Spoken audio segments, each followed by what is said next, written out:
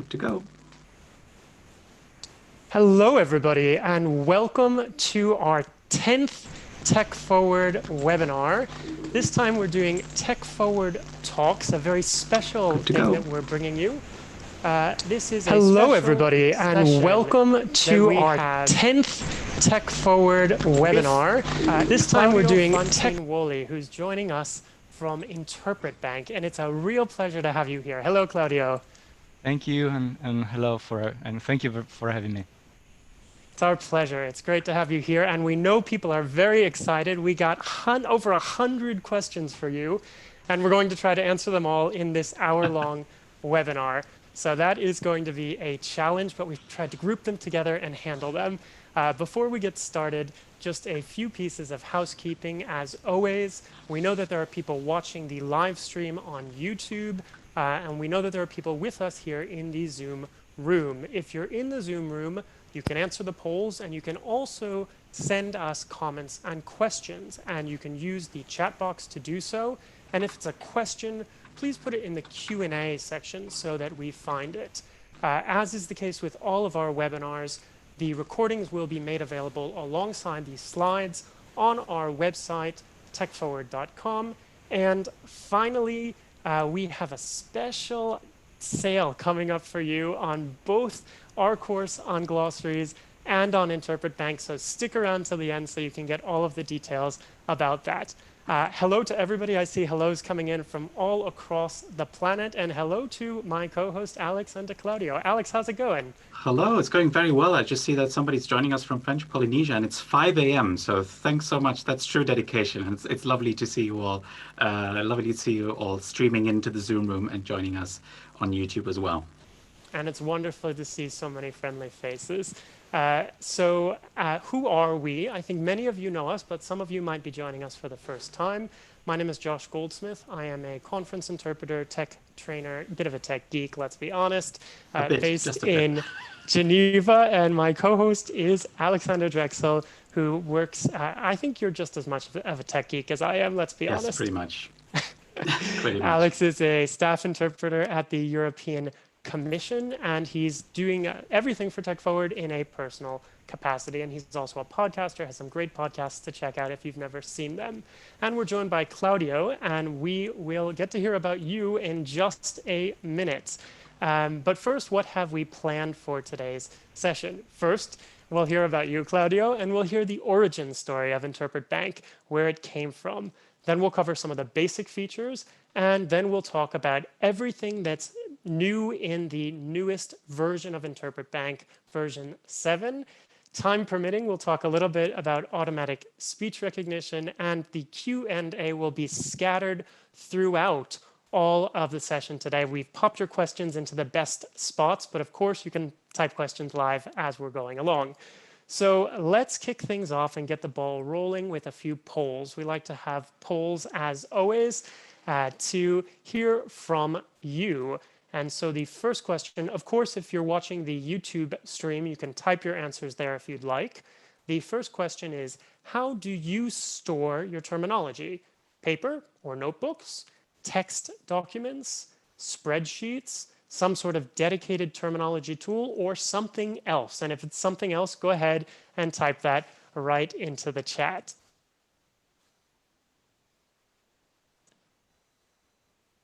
Everyone is really quick on the draw today. Yes. We have 76 responses in already. We'll give it another 5 seconds. And while we wait for that, just a quick comment to everyone, because I see some of the comments going only to panelists. So that will be Josh, Claudio, and me. If you want to make sure that your comment goes out to everyone, make sure you select everyone in the chat window. And we recommend not sharing any private information. That's it. Back to the poll. And I think it's about time to close the poll. So let's take a look at the winning answer. 53% of you store your terminology in spreadsheets of some kind. 44% of you use text documents, 34% on paper or notebooks, and only 30% in some sort of a dedicated terminology tool. And Claudio, we'll hear from you what you think about this answer. Maybe you could just give us a first reflection on that. Well, the first thing I can say is every tool or every spreadsheet and text document is all right if it works. But probably there are some solutions that can help further the interpreter in his work, on her work. And we are going, I think, to talk about this in a minute. Also, you can just take over. That's exactly what I would have said. I see we're on the same page. Let's take a look at the second question we have for you. The second poll question is, have you tried or used InterpretBank at some point in the past? And it's a yes/no question, very easy. So we will put that poll up right. I have a bit of a problem with chat right now with the polls. No. Yeah, sorry, it's stuck, but it's coming up right now.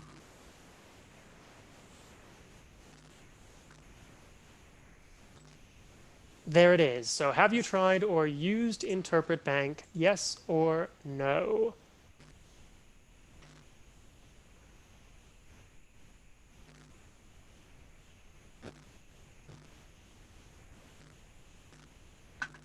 Wow, that was fast. 93% of you managed to vote in 20 seconds. So I That think is quick. That's very quick. So I think we can go ahead and close this poll. Okay. And here it is. About a third of you, a little over a third of you have used InterpretBank. I saw from some of your questions that when I was looking at them today that we have some very experienced users, and we also have some people who've never tried it, or maybe just tried the trial version once many moons ago and would like to learn more. So we're going to start with some basics for the people who are trying this for the first time, and then wow you with the new features for those of you who are here and are experienced users. But first, I'll turn it over to you, Alex and Claudio, to hear a little bit about our special guest today.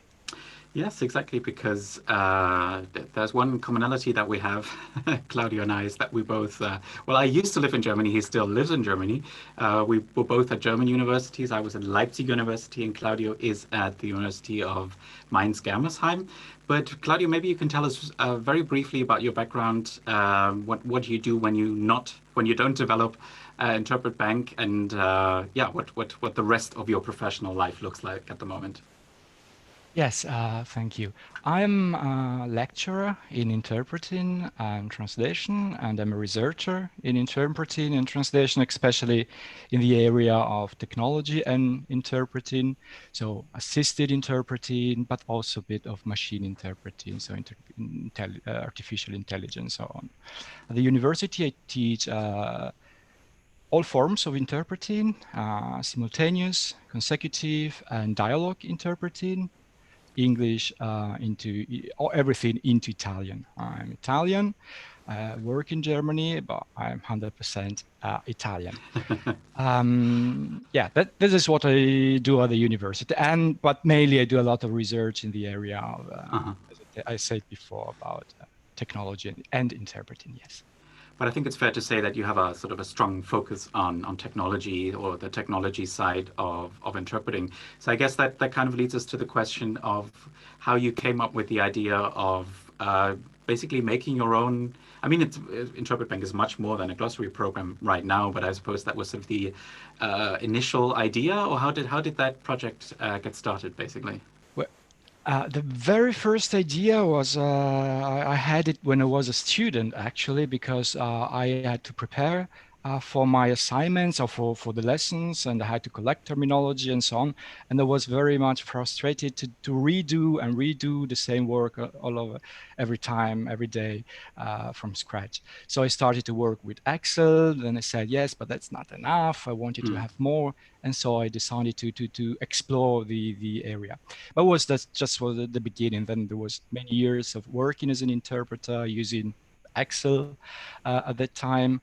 And then I started a PhD. I decided I want to go back to the university. I started a PhD, and during the PhD, I developed methods, computational methods for creating glossaries, for managing glossaries with interpreters in focus. So it was actually a PhD project some 7 years ago. And at the I beginning, see. it was Yeah. just on paper or with just Yeah. first prototypes and so on. But the thing went quite well. There was interest. It was the right time where technology was picking up in every part of our life, also very slowly in interpreting. And Yes. now the glossary, the tool has grown up and is its own microcosmos. So it's out in a small company, which is InterpretBank. Yeah, definitely. And I mean, it's been very impressive to see how, how much it has developed in these. You said roughly 7 years.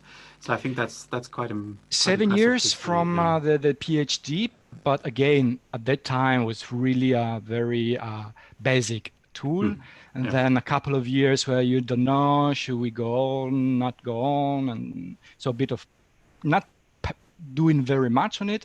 And in the last 3-4 years, there has been a lot of work and development, and the tool has Yes. evolved a lot. Yes. Absolutely. Yeah, and it's been interesting to see. I mean, Josh and I do a lot of training in interpreting and glossaries and terminology, and it's been wonderful to see interest grow in the app as well. I mean, we definitely get a lot of questions about InterpretBank, and I suppose a lot of people joining us today will already know InterpretBank, but maybe some are just curious and want to learn about InterpretBank and how the software works. And for those of you who maybe don't know all that much about it, Josh, I think we have prepared some of the basics to just give you an initial idea of what it looks like and how it works. We have indeed. So I will start by telling you and showing you how the basic function for looking something up in your glossary works. So you can see right here, one of my glossaries. This is my interpreting technologies glossary. It's the one that I use when I'm teaching interpreting technologies. This is the Spanish version because I was teaching most recently in Spain, but I also have versions in other languages, and you can have more than 2 languages in InterpretBank in an InterpretBank glossary. I'm just showing you 2 languages right now. And so there are various modes to InterpretBank, but what we're looking at right now is the booth mode, which is what you use to search. And so you could search for any word, for example, battery.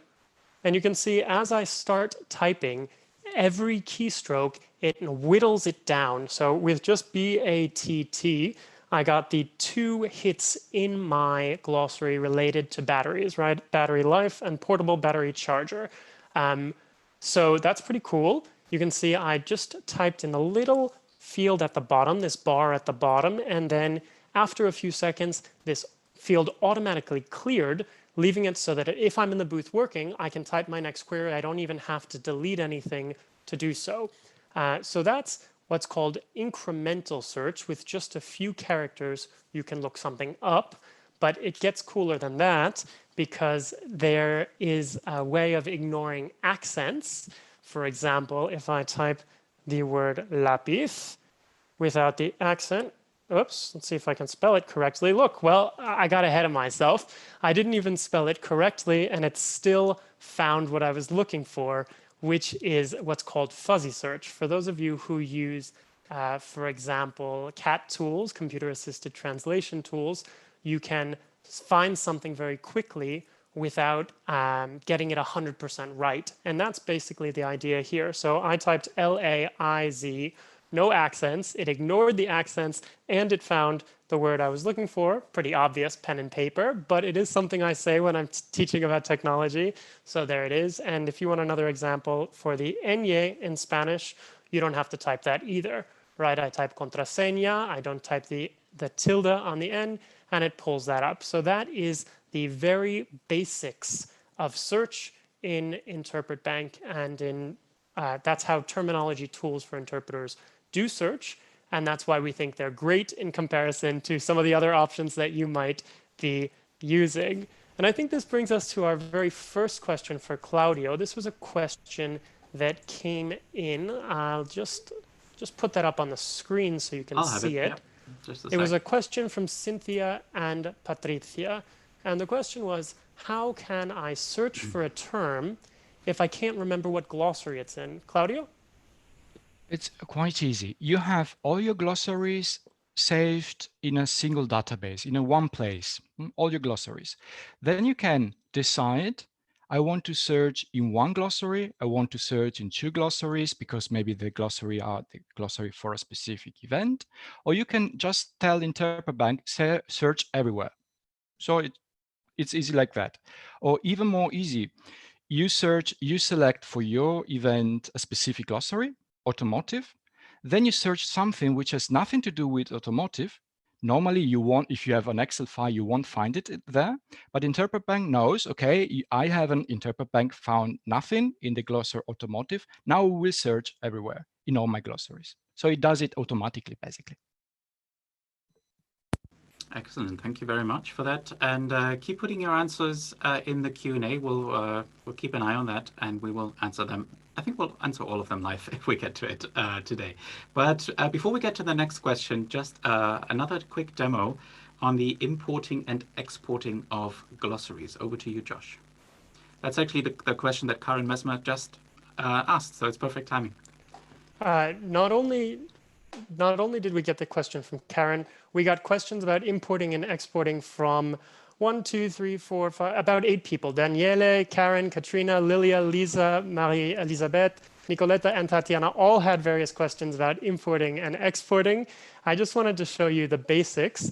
It's very simple to import a glossary. You just go to Glossary, Import, and then pick the format that the glossary is going to be in, right? So if it's an Excel format, then I could find a glossary that I have here. You click on the glossary and then you import it. I'm not going to do this because it could take a little while, but that's the gist of it. And exporting is very similar. You can export it to other formats, which brings us straight to our next question for Claudio. And the question is, what formats can InterpretBank import? Can it handle a table in Word? Can it handle something on the web? Is it compatible with multi-term or interplex or all of these other tools? You can import from Word, which is Microsoft Word or OpenOffice. You can import from Excel, OpenOffice, or normal Microsoft Office. And you can import from XML, which is a format, for example, for multi-term. As far as word glossaries are concerned, you can import a table from a glossary in Word, but you have to pay attention because Word is not a format which has data, glossary, very well structured, that our eyes can understand the glossary very well, but a computer can understand the table sometimes not 100% very well. So in InterpretBank, you have an import preview. You just import the glossary, the word glossary. You will see in the import preview if it's displayed, shown correctly. If this is the case, you can import it. If it's not the case, it means that the table is so strangely formatted that the computer has some problems. But you can see it while importing it if it's okay to import your Word document. Normally, for simple, good formatted Word tables, it works. Can I just ask a quick follow-up question here? On the searching across glossaries, there was a question from Mary. Does it show which glossary a hit was found in? Yes. If you have your table, if you have InterpretBank open, in the new version, you can click on the table with the right click of the mouse, and you will see a pop-up window with things that you want to see in the table. Among others, you can say, InterpretBank, show me a column with the origin of the term. Okay. For example, the name of the glossary it comes from, or even, maybe we will talk about it, if it's a glossary coming from the web, from the cloud. Sorry, not a glossary, a single suggestion which is coming from the cloud, so that you know every time where the word, the translation comes from. Okay, and just one, you can just answer by yes or no. Is it possible to have read-only glossaries, for example, when they are supplied by a client, I guess, so they cannot be modified? Yes. Okay, perfect. And we'll see a little bit about read-only glossaries when we get to the web interface as well, how you can have a read-only interface there. But what Claudio was just talking about, how you can speed up the process by looking on the internet for potential translations is one of the really cool features in InterpretBank. It's called Translation Suggestions, and we're just going to show you a short video. This is a video from our course, Glossaries for Interpreters 2.0, where we talk about InterpretBank in detail, and we talk about other glossary tools as well. I'll be perfectly honest about that. But this is how the translation suggestion feature works. Now comes the cool part, translation suggestions. Type a new term in the term field at the top of the page. Then click Translate or go to Tools, Translate Missing Term in Selected Record. You can also use shortcut keys or configure InterpretBank to automatically propose translations when you use the Tab key to move between fields. A window with potential translations will pop up below the term field. Use the up and down arrows on your keyboard or the mouse to pick the translation you'd like. Then press Enter or double-click on the term to select it. Repeat this for all of the languages you're working with. Then hit Enter or click Save to add the term to your glossary. So there you have it. We've put videos in just to keep this moving as quickly as possible so we could cover lots of content in an hour. And Claudio, if anything's ever needs fleshing out, just let us know and you can chime in with additional information. Maybe one thing people would be interested in knowing, for example, is where these translation suggestions come from.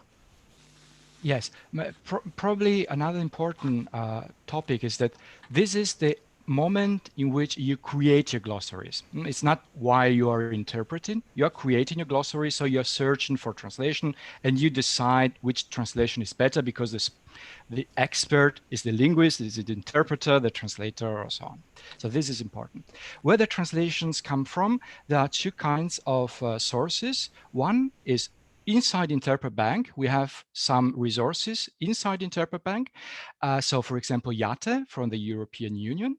And then we have a cloud service where we collect ourselves translations and we make them available to the users when they use this function. So we collect translations from many, many sources. One important, you know about terminology, depending on the subject, it can be different. So you can use different translations. A very nice feature that you can try one day is that if you have your preparatory document and you add your preparatory document to your glossary, then InterpretBank will select the proposal, the suggestions, looking also into your preparatory documents so that it gives you the best translation possible according to your subject you are working on. Very cool. And we wanted to show people, talking about preparing a glossary, one other really neat feature that helps to automate the process of preparing a glossary, which is the automatic glossary generation feature. And we've put one of the videos from your YouTube channel right in here so people can take a look and see what's going on. There's no audio in this video. So you can watch it and then we can discuss it afterwards. Or Claudio, if you want, you can describe what's happening. Like a director's commentary. Okay. I think now we are just creating a new glossary, so the glossary will be empty, and just to have a first set of words to work on. Yeah, you can take your text and find your words, or you can use InterpretBank and say, I have a topic, and I'm writing now the topic. I can now not see now which topic. And InterpretBank will take the topic and find on the web a set of terms in one language, in the language you have selected, which are related to the topic. And these are probably the terms you will need for creating your glossary. So it's having, just in a couple of seconds, a set of very common terms for a specific topic. And now we have imported them automatically in InterpretBank. So we have found them on the web, imported them, and they are now already in our glossary. Then it's our work to find what is not important for me, for the topic, but it's a beginning for creating a glossary. It's an awesome beginning. it can really speed up the process. Both of these things we were showing people can speed up the process quite a bit. And another thing that can speed up the process is terminology extraction. And we had a few questions about that. In the interest of time, and since we said we're going to focus on the new features in InterpretBank 7, we're not going to talk about terminology extraction. Maybe we'll get to one question at the end. But I did want to recognize that Juliana, Anna Maria, Tino, Lotta, Elisabetta all had questions about terminology extraction. We've put a little video in here, so afterwards you can watch. And if you're interested, our course actually has a whole module on terminology extraction, so there's a lot to learn. But maybe I'll turn it over to Alex for the next set of questions, the basic questions for you, Claudio. Absolutely. So the next one should be really interesting and works well with some of the questions we've been getting in the Q&A and the chat. So first of all, which languages does InterpretBank support? Or I guess if there are any language that is not supported, maybe that list is shorter. I don't know. So we had some specific requests here about Cyrillic script, Croatian, Japanese, Korean, Swahili, then of course Arabic and other right-to-left languages. So if you could briefly comment on that, Claudio, that would be great. This has been a lot of work to make InterpretBank very international. So it supports all languages, right to left, with a small thing that we are gonna improve because the alignment for right to left in the glossary is on the left, which should be on the right, but this is coming. But it supports every kind of alphabet, every language. The point is that some features, for example, terminology extraction, work only on a set of languages, which are at the moment Italian, Spanish, German, English, French, Portuguese, I think Polish, Russian. For all the others, everything works. So the only exception is the automatic terminology extraction from documents, which works on a set of languages. But otherwise, every language is supported. Japanese, Korean, Croatian. Yes, perfect. I think that's what people wanted to hear, I guess. So that will bring us straight to the next question, which was also asked in the Q&A. Is there a maximum number of terms per glossary? And there was a related question here from Jacqueline, I think. Can glossaries get too big so that the search is slowed down? I would say there is theoretically no upper number of terms you can have in your glossary. In practical terms, there is no glossary produced by interpreters which is too big for the software. The number is really so high that at least you have a computer of 15, which is 15 years old, that maybe, but on modern computer, there is no restriction. Yes, absolutely. And I think that just to chime or combine this with another question that we got is that the glossaries are offline. So you're not sort of going back and forth between the internet and yourself, because that could potentially slow things down, but that's not the case here, yes, right? This is a good point. Everything in the basic version or in the desktop version is saved on the computer. So it's quite, the speed, everything depends only on the computer, and any modern computer have no problem at all with big glossaries. And it's the same for the prep documents as well. So they are also on your computer only. That is correct? The basic idea, because confidentiality is quite important for us, is that every single piece of information you have, glossaries, documents you can add to your glossary, is saved and processed only on your computer. Nothing reaches the web, nothing reaches our server. It's only on your computer. You can switch off the internet, and you will see that InterpretBank will work the same. Okay, that's perfect, because sometimes, you know, there is a bad signal or slow signal or whatever, so that's great. And just one final question that is kind of related to this, I think. What about backups? Is it possible to just make a backup of my data in InterpretBank, or how does that work? Is there an easy way to do that? It's very easy, just one click of a button. There is in the menu, remember, I think, database, backup, and the software does the backup. And you can also tell the software to do backups regularly, so that you have you select a folder, and every time you close, for example, InterpretBank, a copy of your database is done. So you have always a backup of your glossary, which is a good thing to do. Yes, absolutely. That is very good to hear from most people, I think. Great. So I think we have a very good understanding now of the basics and also some of the advanced features already. But what some of you will probably know is that version 7 came out not too long ago, so the latest version of InterpretBank. And we were going to look at some of the new features as well, obviously. The first being a cloud integration. So let's maybe take a closer look at that right now. Over to you, Josh. It's a video, so there's not much to Oh, say. that's right. Yeah, This is a video. Maybe I will say that we updated that's right. our Glossaries for Interpreters 2.0 course to reflect the new features in InterpretBank 7. And so this is a video that I recorded this week, which is now part of our course. So here it is, how the cloud features work. Okay. In InterpretBank, start by uploading your glossary to your cloud account by going to Cloud, Upload Glossary to Cloud Account, then clicking Upload. At this point, you can send yourself or a colleague a read-only version of your glossary.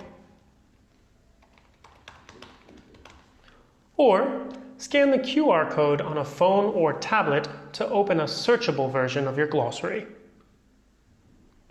More features are available from your InterpretBank cloud account.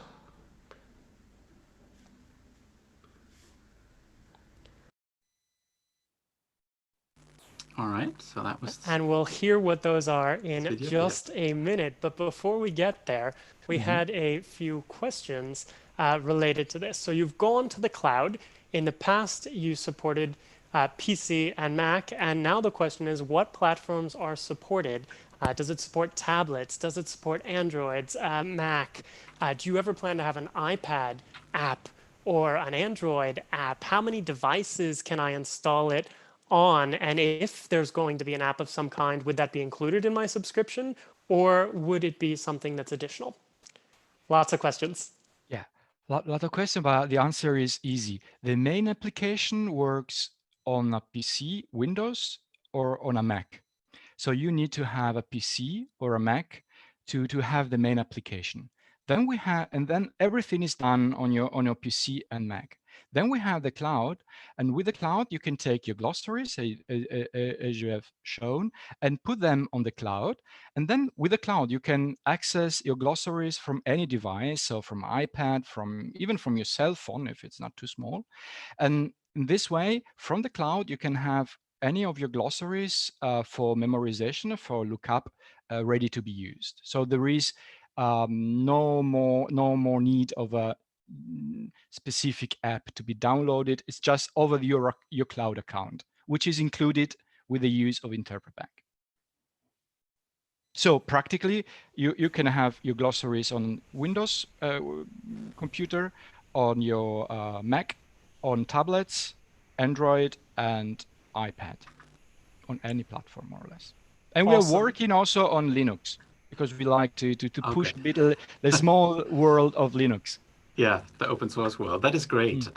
There's a follow-up question here. I think this concerns the cloud mode. Sorry, things are moving so fast here. If I add a link or other info to a term in... Oh, no, this is the different mode. Sorry, I'll put it out anyway. If I add a link or other info to a term in edit mode, how can I have it displayed in the booth mode, if that's possible? Can you repeat the question? If I have some added information. If you add a link or other information, and we had a related question. What about comments? So maybe just in general, what other stuff can you put in there? Yes. In the videos or the screenshots, you have seen glossaries with two tables, with two columns, but you can have and two entry field where you put your translation. But you can have other fields where you can add abbreviations, for example, comments, links, and so on. As I said before, on the main table, you can click on the right click on the mouse and decide which kind of information you want to see in the table. So you can practically see everything. Yeah.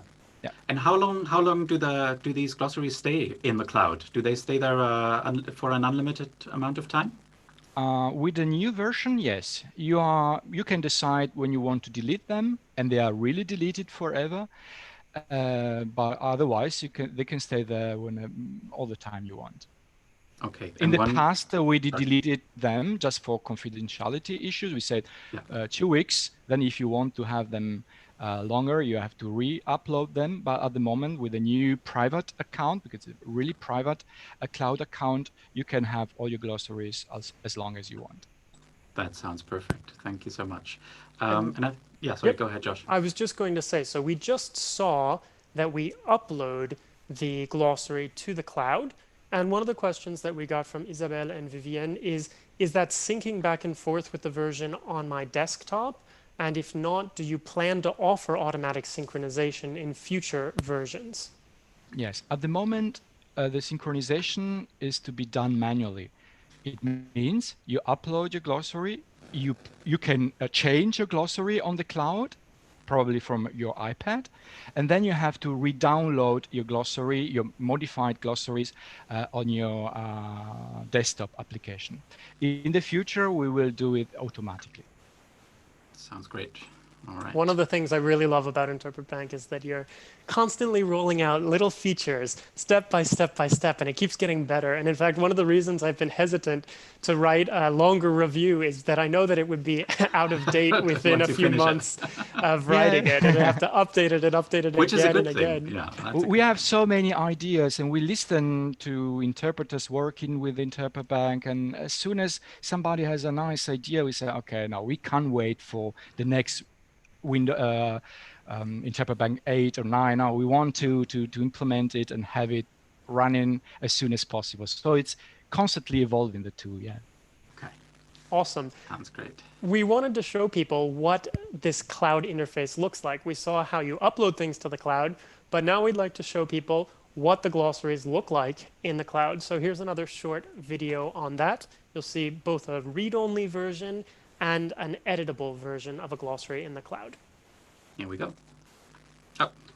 Here we go, he said, and then screwed up the start. Let's try this again. Click on the 3 dots next to any glossary to look up terms in a read-only version of your glossary, look up and edit terms in your glossary, or memorize your glossary. The lookup view allows you to quickly search for any term in your glossary, while the lookup and edit view allows you to edit or delete a term. Just click on the term, click Edit, modify the term, then click Update. To send a glossary to a colleague from the cloud interface, just click Send a glossary to a colleague. Type in their email. Copy and paste the glossary code, and then click Send. If you'd also like them to be able to edit your glossary, click the checkbox next to Lookup and Write. Then click Send. So there you have it. And of course, we like to keep our webinars interactive. Even though we've got tons of questions for Claudio, we thought we'd move to an interactive activity. So what I'm going to do is I've just shared the link to this glossary. It's my interpreting glossary in English and Spanish. The link is in the chat. It's also on the screen, xl8.link/IB1, lowercase for all the letters. And we'll give you a minute to open that glossary and try searching for some of the things that I was talking about searching for. See what's in my glossary, see how incremental search works. So we'll give you a minute for that.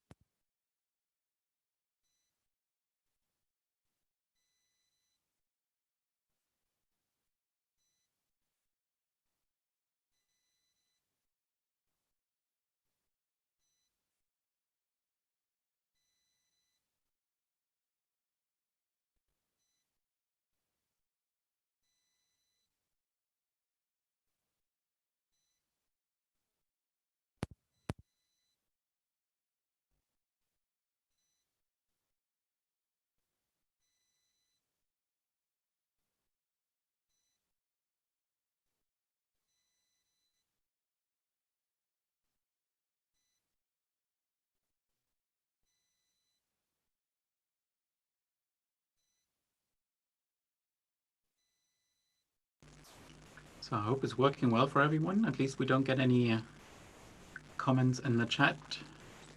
Who knows if your server has crashed with 150, 200 people trying to access the Hopefully same not.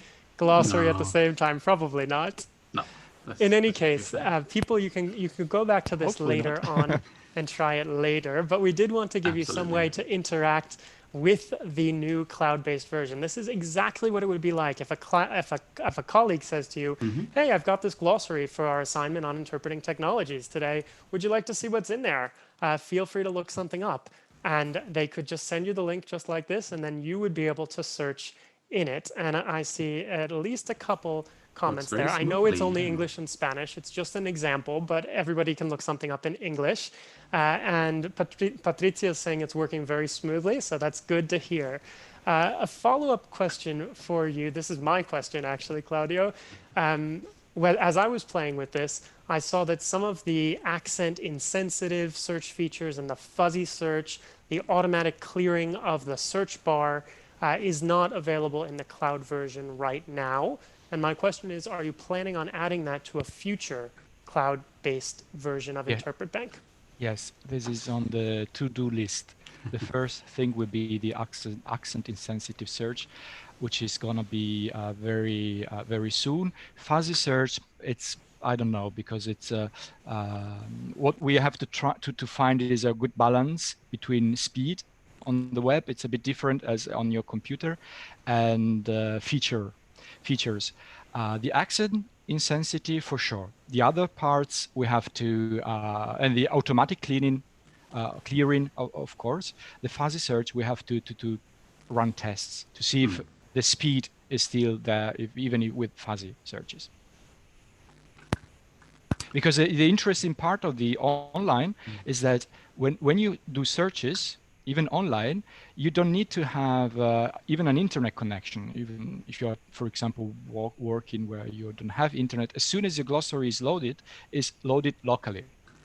So you don't need, you need an internet connection only if you want to modify the glossary on the cloud. But otherwise, you don't need any internet connection. That's great. Absolutely. Yeah. And another new feature that we have in this version of InterpretBank is a new memorization feature, a new web-based memorization feature. So what you can see, this is what the lookup feature looked like towards the end of InterpretBank 6, where you would have a flashcard, and on one side you would have the term in one language, and you could flip it over and see it in another language, and then you could move on to the next term. But now you have a new, whoops, wrong tab. Here we go. A new memorization mode where you see the word and then you can just, once you've seen if you've gotten it right, you go to the right side if it's correct, or to the left side if it's incorrect, to sort of judge how you're doing it. And you also have a nice new little filter where you can put in a keyword and have some inspiration. So this is the example that we have for all of you right now, and we're actually going to give you a second to try out the new InterpretBank memorization feature. The link is already in the chat. It's pretty easy. It's just IB2 instead of IB1, which we had before. And we'll give you a minute to see what it's like to try the memorization with this. And maybe in the meantime, Claudio, you could tell us about what inspired you to move towards this kind of memorization tool, why you wanted to put in automatically generated images based on a keyword. The second memorization format you have shown is actually, we have developed it for mobile devices. So you really want, you have a cell phone and you just decide if you know a word by moving on the left or on the right, yeah, and double click, it will show the answer. So it's a way to make it more comfortable to use it on the way while you're on the bus going to your assignment or on the plane and so on. The image is just that I thought instead of having it just plain without anything, you can have it plain without any images, just with colors. It would be maybe nice if I am in a specific mood to have it reflected on images, or if some particular image can help me concentrate or put me in a good mood. For example, dogs. I just write dogs and I get my words with associated with images with dogs or cats, of seaside and so on. So like a way to inspire me by maybe a little bit boring activity, which is memorizing terminology, to make it a little bit more lively. Great.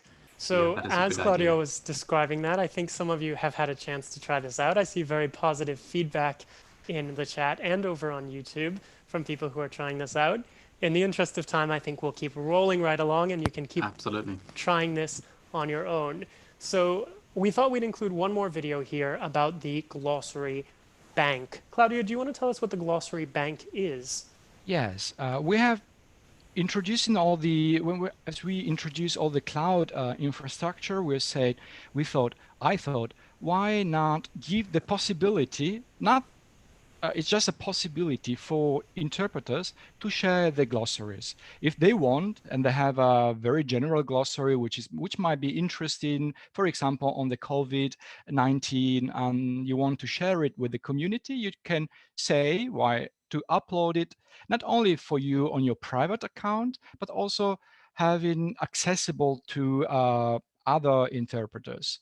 This was the main idea, something which is freely, the interpreter can decide freely to do it or not.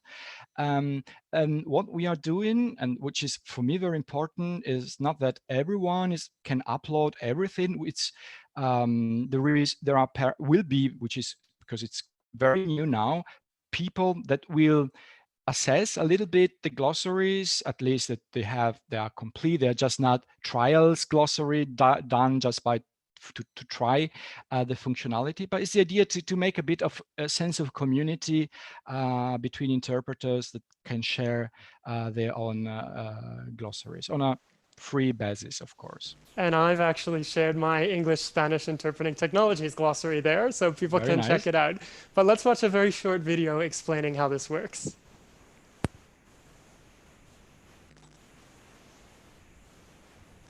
You can also share your glossaries with the community or find public glossaries on the Glossary Bank.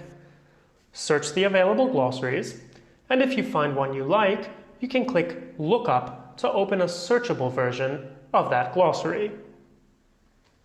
Want to modify the glossary or work with it offline? It's simple to download the glossary. Just copy the glossary code, then go to InterpretBank on your computer. Go to Cloud, Download Glossary from Glossary Bank. Paste the code, give your glossary a name, then click Download. It's that simple. So there we go, and now we thought we would just show two other new features in InterpretBank 7. The first is a whole new set of documentation, right? Claudio, do you want to tell us about that? Yes, we've done a new documentation site because people are very keen in trying to find every possible feature, because InterpretBank is full of features. We have today only time to explain some basic features, but there are so many, and people really want to understand how to work with all the software. So we have organized and written a new documentation, which is quite nice and I think quite easy to know where I can go and find my information. Yeah, and I think it looks very friendly. So I'm pretty sure it will be inviting to people, those who already use it and those who are maybe curious about the features of InterpretBank. I think this might be a good moment to get to some of the questions that people have been asking in our Q&A feature. Maybe just one as a follow-up to the cloud features, because there was a question here. Is it possible to see whether a specific entry has been edited by someone else? Is there any indicator of that? At the moment, no. The reason is that it is thought for the moment to be used by single interpreters or very small teams of interpreters. So you're working with a booth partner on an assignment, or with a partner in an assignment, and you're working together on a glossary. So you know that the one or the other will have edited a glossary. So this feature of tracking back it's not implemented at the moment. But if people will ask for it, as always in our case, in our company, we will do it. Okay, that sounds great. And there was another question coming in, whether it's possible to download the documentation. I think the download button there, you probably can't see it on the slides. It's very small. But if you go to the actual website, I think there's a download button. What happens when I click on that, Claudio? To download the documentation, no, the documentation is, unfortunately is only online. The download is just for the software. The documentation is online. Okay, so we got that as well. Then we have a few questions about subscriptions and licensing. We'll get to that in a minute. One question here is the speech recognition feature, which we'll also get to in a minute. Is that somehow part of the cloud interface, or is that going to come at a later point? First of all, the automatic speech recognition is an experimental feature. This is important to be stressed. Even if it works, I think, quite well, we will see it. It is online at the moment, yes. Yeah. Okay, great. And maybe just one last one here. The number of collocators that can be selected, is that limited, or can you choose as many as you want? That was the question here. So I'm not 100% sure of collocators. I'm not quite sure what that refers to. Maybe that means like comment columns, additional columns that you have. That might be what that question means. Okay. If it's about added information, additional information to terms, you can have different, if you open InterpretBank and open all the fields you have the possibility to write, you have a field for abbreviation, you have a field for general comments, and a field what we call notepad, which is very general, common for all the languages in one term. And all this information can be shown in the table. All the information. Okay. Perfect. Thank you very much. And with that, I think we'll be moving on to another cool new feature. This was a question that we put in here because there is a new feature in InterpretBank 7 that lets you basically extract a term list from a website. Can you tell us more about that, Claudio? Yes, this is a very new feature, a little bit similar to what we have seen before, as Josh created in the video, created a list of terms just from a topic. Now, if you have a specific website, let's think about SpaceX, and you have to interpret about SpaceX. It's new, which is Elon Musk, the discovery of the space and so on. Yeah. And you have never worked on that subject. You can just write down the domain, spacex.com, select the language, in that case it's in English, and you will get the most important terminology out of that web page, which reflects more or less the terminology that people talking about that company will use during a talk or during an event. And this works quite well with any language, if the web page is in that language. It doesn't do a translation. It just creates a list of important terms from that from any web page. Absolutely. Yeah, it's really cool. You've been doing stuff with web crawling for years. You've written academic research about it as well. We won't go into that now, even though I could talk that side of things for a while. But it's really great to have that feature, which I think will really speed up preparation for people. So that was the last new feature in the most recent release. And now we wanted to spend at least a couple minutes telling you about automatic speech recognition, which, as Claudio said, is experimental at the moment, but it's pretty cool, and there's a lot of buzz around it, I would say. Yeah, I was just going to say, because I showed that to students in some classes where I was invited to teach a little bit, and you can see quite a few jaws drop with some of the things you can do here. Yes, so I'm showing you the interface on my screen. This is the web-based interface that you have, where terminology and numbers can be detected. I know you've had different types of interfaces and tried to pull different things out in the past. This is the current version. And you just click on the little microphone on the side to record something live. It's also possible to connect this to a console. We'll talk about that in a moment. And then in the bottom, these are the languages that are currently available. Not you can't see it in this version, but Claudia, do you want to tell us which languages are covered by this? Not just English in any case. Many languages. Yeah. I don't Quite a few. have the complete list. There are very many languages, yeah. With different qualities. Of course, it works very well for English, German, Italian, the bigger Spanish, but it covers many other languages too. So let's show people a demo video of what this looks like with a speech. What you're going to see is a glossary that I've prepared on this topic and a speaker, and you will see how these terms are actually detected live and the numbers are detected live as we go along. So let's take a look. After college, I moved to California and I started working on a number of environmental campaigns. I got involved in helping to save the state's last ancient redwood forest and blocking a proposed radioactive waste repository set for the desert. Shortly after I turned 30, I decided I wanted to dedicate a significant amount of my life to solving climate change. I was worried that global warming would end up destroying many of the natural environments that people had worked so hard to protect. I thought the technical solutions were pretty straightforward. Solar panels on every roof, electric car in the driveway, that the main obstacles were political. And so I helped to organize a coalition of the country's biggest labor unions and biggest environmental groups.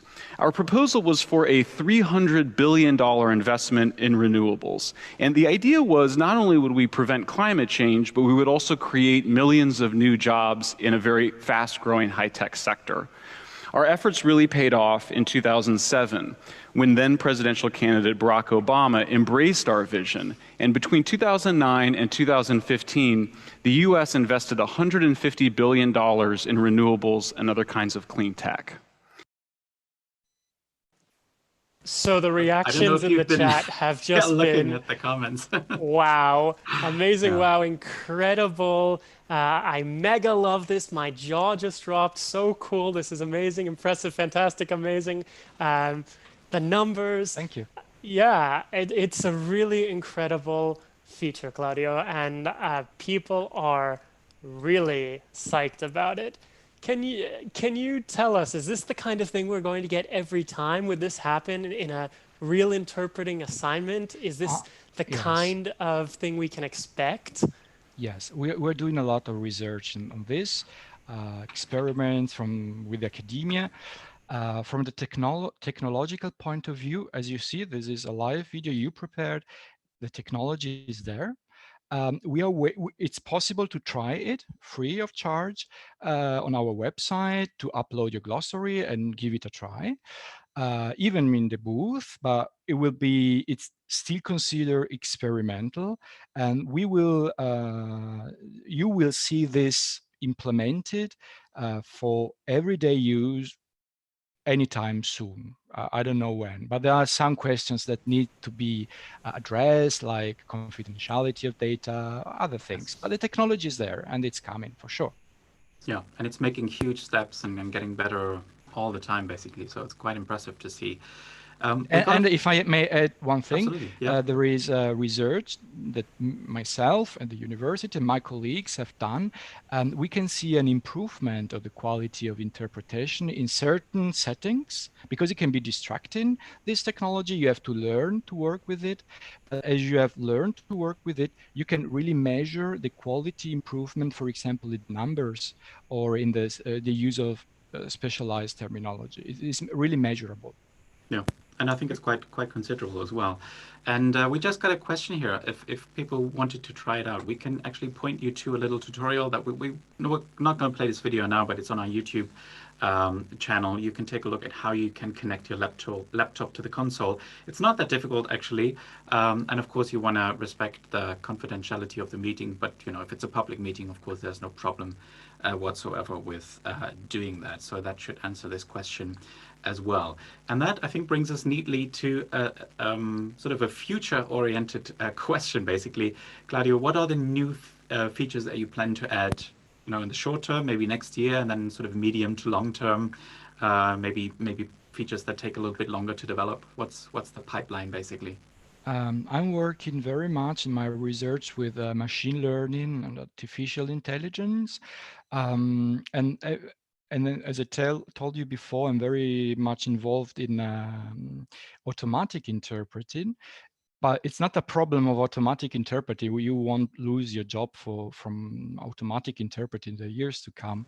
But many things that we learn there will come into such tools, for example, to improve the preparation so that the terminology, so that the tools learn how you use the tool and will do suggestions based on your habits or what normally you look up, things that you normally highlight in the documentation. So make the tool, this is my vision, more really a booth mate that knows you a little bit, not private things, just for the preparation of your assignments and for the assignment itself. Yeah. So a lot of artificial intelligence and machine learning. Yeah. So okay. Yeah. I guess there's lots to play with as well. So interesting. Okay. We're really short for time already. So let's maybe go to the through the remaining questions here. So this came from Linda, Faye, and Raphael. What about support for images in glossaries? Josh and I advocate for that sometimes. What about workarounds for sign languages as well? Anything you have planned in that regard? Yes, as far as images are concerned, this is really, from a technical point of view, zero problem. The question is that most of the interpreters don't ask us for this. If many interpreters ask for images, no problem at all. Actually, we had already implemented it. It's just not released. Even an automatic showing you automatically images related to a specific term. So it's already there, but we have not released just because of lack of interest, at least as far as we know. Yeah, I guess that's kind of the balance that you have to find, not to Yes. put too many features in so it gets confusing and bloated. But yeah, I guess it couldn't be. And as far as sign languages is concerned, I have zero, I have to admit, experiences. If somebody wants to join us, sharing the vision how a tool can be, our InterpretBank can be adopted for sign language interpreters, we are very happy to consider this. Absolutely. So you heard it here first. Get in touch if you're interested in that. We'll pass it on. Okay, what about automatic bilingual terminology extraction? Is that something that you're planning to add? The question from Lotta and Timo. Yes, we are working on it, but it's a very hard achievement to have bilingual terminology extraction, to have it not generally, also generally, but to have it on your computer, maybe with just short text you have. But we are working on it, and I'm sure it will get better and better. Perfect. All the features, so also this one, we're working on it. Okay, that sounds very good. Here we have I guess this is a feature request. Any plans to change basically to a scrolling list of terms instead of the sort of page layout that you have at the moment? And then, web-based concordances, any plans to add those? Yes, as far as the first question is concerned, you can decide how many terms you display on a page. Normally it's now 10, if I'm correct. And you can, in the settings, say, now show me 50, 100 or more. But there is an upper limit just because of questions of usability, because if you search and it changes all the time the results, it must be fast. And if you have a glossary with 5,000 terms, it won't be fast. But you can increase the number of terms that you can show in a page. Okay, sounds great. Thank you. And then the second question, I couldn't really understand the question. Maybe you can write me anytime at my email address, and I will try to find an answer. Yeah, I don't know if Josh has an idea of a specific web-based concordancer that would... Is this referring to Sketch Engine or something like that? Maybe, I don't know. I'm not 100% sure. There's already a concordancing feature built into InterpretBank. So if you look at the documentation, or if you look at our course or what Claudio has online, you can see more about how that works. And I would say follow up with him for specific details. And I think maybe this brings us to the last question we had in this set of questions. You've hinted at artificial intelligence, machine interpreting, and Sylvie wanted to know, would you be willing to tell us about those things? So we have a question for you. Would you be willing to come back and discuss what the absolute most cutting edge stuff is? This For this question, my answer is very easy, and I can give you the answer. I would be very pleased to come. If I will be able to answer all the other questions about IE and interpreting, I don't know, but I will try. There's a lot of questions out there for sure. Exactly. Before so we I think wrap one up, last thing. yeah, Well, we have one big question to get to, I think. But maybe we keep it do. short. Yeah. We got a dozen questions about cost. How much does it cost? Do you need a license every year? Do you get free updates? Are all of the features included in the freelance version? What about the trial? What does that look like? And then do you have special pricing for different groups, education licenses, recent graduates, members of associations, people from developing countries, community interpreters, and so on. So that's, oh, and yes, what are the turnaround times for technical support? So that's a lot of questions. Yes. A lot of questions. I try to be very, very short. We Okay. make a distinction between freelance and enterprises. We have many enterprises which use or institutions which use InterpretBank, and this is a different question. They just have to write us. As far as interpreters, freelance interpreters, on our webpage, there are the prices at the moment is 189 euros for the license. The prices may vary depending on your currency, of course, but more or less this is the price. And with the license is a lifetime license for the software. With this lifetime license, you have 1 year of updates, upgrade, and cloud features, the possibility to use the cloud features. Then, if you want to keep on updating, upgrading, and using the cloud features, which uses our servers, you need a subscription, which is about 40 euros a year. But you're not obliged to use it. If you just are happy with your version on your computer, you can keep on using it at any cost beside the license. So we have a mixed model for licenses. And Okay, in so addition, the other questions, Yeah. differences in prices. Yes, for universities, we have free licenses for universities, and we have paid licenses to install InterpretBank permanently in the lab. There was something about recent graduates. recent graduates. You must be enrolled at the university to have, or to be a student, to have a discount, which is more or less 50% or even more, or more or less 50% of the price. The other question about developing countries and so on, this is something which is very important for me, but for technical reason, we have not been able to make prices different depending on the country of origin where you buy. But it's something which is so important to me that I will try to find a solution to make it possible. But at the moment, it's the prices for everyone, which is not correct, I know. But we want to change it. I think we're on the same page about pricing. We haven't mentioned it before, but many of you who are students have found that in our courses, we also offer 50% off for students for all of our on-demand courses. And so thanks, Claudio, for doing the same for InterpretBank. It's really great. We have lots more questions here, so we should probably say we won't have the time to get to all of those. So if you have any question when it comes to upgrade pricing, for example, or how to upgrade your version, maybe the best is to check the documentation first, which is now available, and we have the link in our slides. And if that doesn't answer the question, maybe just send a support request or a support email. Yes, and our support, this was also a question, very quick turnaround. Answers really quickly. So a couple of hours and you have your answers. Absolutely. And we have one more thing that is more of a feature request, but I'll pass that on to you via email, Claudio. So because we have a few sort of housekeeping things to get to and we don't want to take too much of everybody's time, I think so. I think we'll just move on. Josh, what do you think? Yes, and thank you to everyone for sticking around till the end. Thank you, Claudio, for giving us a little extra time as well. There were just so many questions, and we really handled dozens of questions in this session, which is great. You might be asking, what comes next? We are running a free weekly webinar series every Thursday.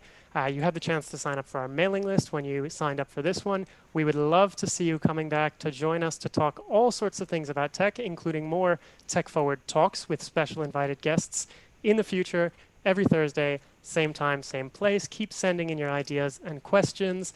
And of course, feel free to say hi on social media.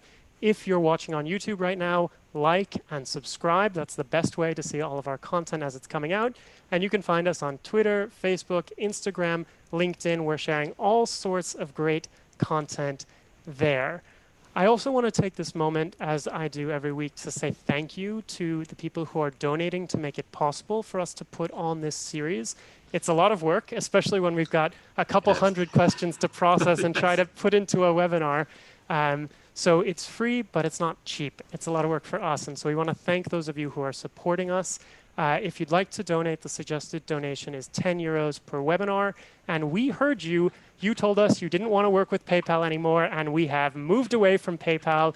We are now no longer using PayPal for our donation system. So that should make quite a few of you happy. Thank you for helping us to prepare great educational content for you. And if you want to actually give us a recurring donation every week, the 10 euros, for example, that's also possible with our new donations tool.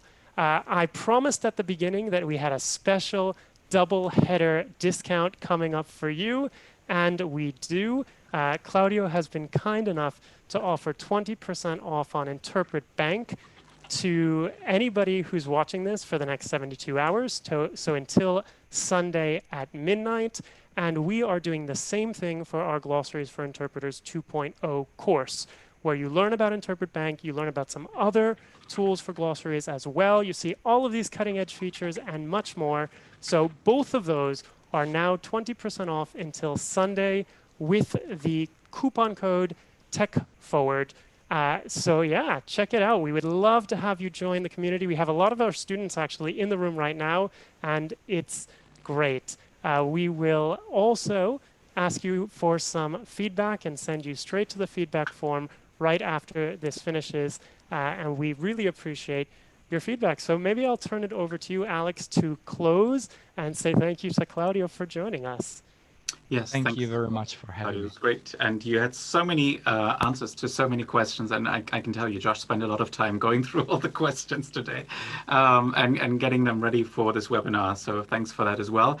Thank you for joining us. We had a lot of questions there, but you can find all the information on our website is the short answer, and of course on interpretbank.com if it's a question related to InterpretBank. And yeah, hopefully you can have Claudio back on to talk about AI and all that kind of stuff. He has a few more things that he's working on at the moment, which we didn't even get to. So maybe we'll do that another time. We'd certainly be willing to have him back. So stay safe, everyone. We hope you'll be joining us next week again for the free webinar. Check out the courses we have online. And if you can make a donation, we'd really appreciate it. Thank you. It helps us a lot. So have a great day and see you soon. Bye-bye.